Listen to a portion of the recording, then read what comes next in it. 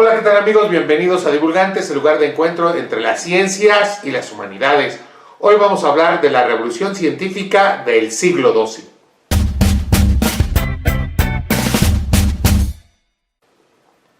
Si algo aprendimos en la escuela es que las palabras revolución científica y Edad Media no van juntas. Revolución científica y Renacimiento sí, revolución científica y Edad Media no. Sin embargo, Pierre Tournier nos plantea una nueva visión del desarrollo del conocimiento durante la Edad Media, en especial a partir del siglo XII. La visión de la Edad Media como una edad oscura y sin avances para el conocimiento tiene más vidas que un gato negro, por supuesto. Tournier nos dice que en muchos aspectos los medievales fueron innovadores. Las técnicas se desarrollaron, la vida urbana cobró fuerza, nacieron las universidades y durante el siglo XII apareció una nueva concepción de la naturaleza que planteaba el estudio racional de los fenómenos. Esta visión del estudio de la naturaleza está en la base de la llamada revolución científica del siglo XII.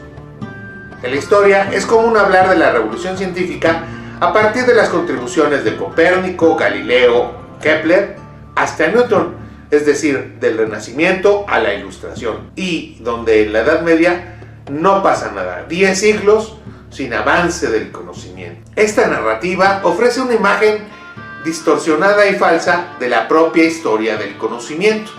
Hoy sabemos mucho más de la historia del conocimiento en la Edad Media y si nos adentramos en ella sin prejuicios nos sorprenderá.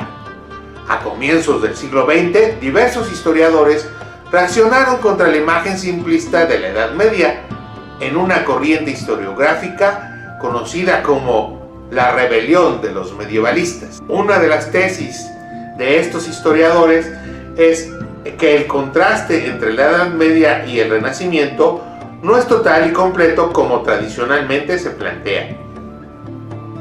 Es más, y que la Edad Media es el origen de muchas ideas y actitudes que generalmente se le atribuyen al Renacimiento.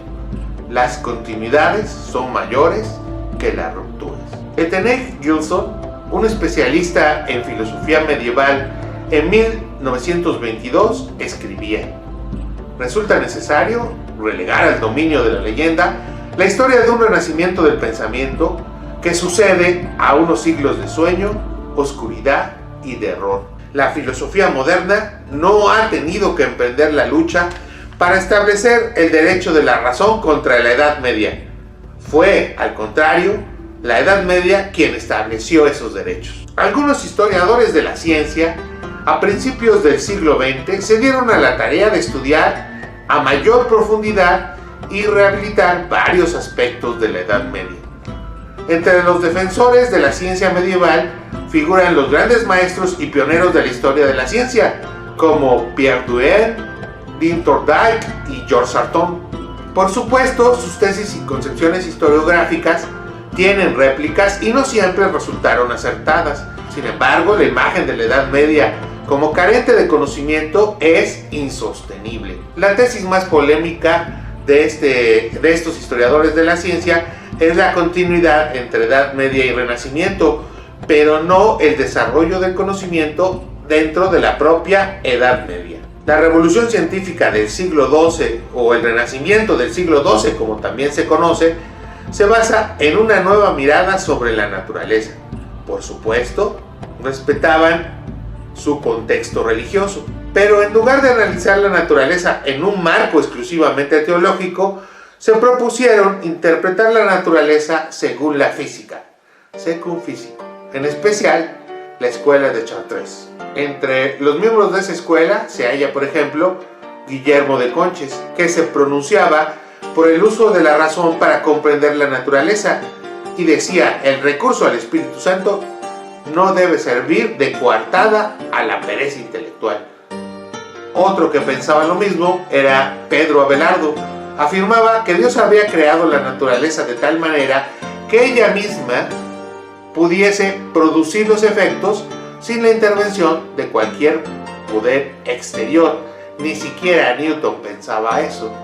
Hugo de Saint Victor estaba comprometido con el estudio de la naturaleza, según la física, es decir, según sus propias leyes.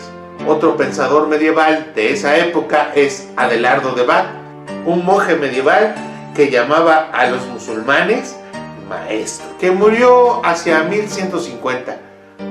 Viajó durante 7 años visitando Italia, Sicilia, Grecia, Siria, Palestina y España. A su regreso, trajo consigo textos árabes. Tradujo al latín los elementos de Euclides de una versión árabe y popularizó las tablas astronómicas de Al-Khawarizmi. Por si esto fuera poco, él se consideraba moderno, pues afirmaba que la investigación de la naturaleza basada en el ejercicio de la razón y no en la tradición. Decía: los hechos que se observan en la naturaleza no suceden sin razón. Hay elementos ocultos a nuestra vista, pero que desencadenan necesariamente procesos físicos donde no hay necesidad alguna de hacer intervenir la voluntad particular de Dios. El racionalismo y el naturalismo del siglo XII sostiene que Dios está en el origen de todas las cosas, pero esto no niega que existe un orden natural que expresaba una disposición racional de la naturaleza. Y expresaba una disposición racional de la naturaleza porque era la obra de Dios, y Dios es racional. Adelardo de Bath afirmaba también que las trayectorias de los astros manifestaban un orden constante y que obedecía a leyes numéricas. Adelardo explicaba por qué el globo terrestre permanece en el mismo sitio. Globo terrestre. Utilizando la teoría de los 4 elementos de Empédocles y Aristóteles, nuestro planeta estaba hecho de tierra. Tiende a descender lo más posible en una esfera hasta el punto más bajo, que es el centro. Lejos de causar la caída del globo terrestre, asegura su estabilidad y su cohesión. En su obra, Cuestiones Naturales, dialoga con su sobrino, que plantea la posición tradicional, justo como lo hacen los diálogos de Galileo. También, como Galileo, hace experimentos mentales. Dice: supongamos que hacemos un túnel que atraviesa la Tierra de extremo a extremo y lanzamos una piedra. La piedra no iba a atravesar de un extremo a otro, sino que se iba a colocar precisamente en el centro. Es cierto que las respuestas o el conocimiento de los sabios medievales, comparados con nuestro conocimiento actual, parecerán ingenuos y equivocados, pero lo interesante de la revolución científica del siglo XII es esa actitud naturalista y una visión de la naturaleza ordenada por sus propias causas. Bueno, eso fue todo por el video de hoy. No te olvides de suscribirte al canal y darle un like si te gustó el video. Hasta luego, amigos.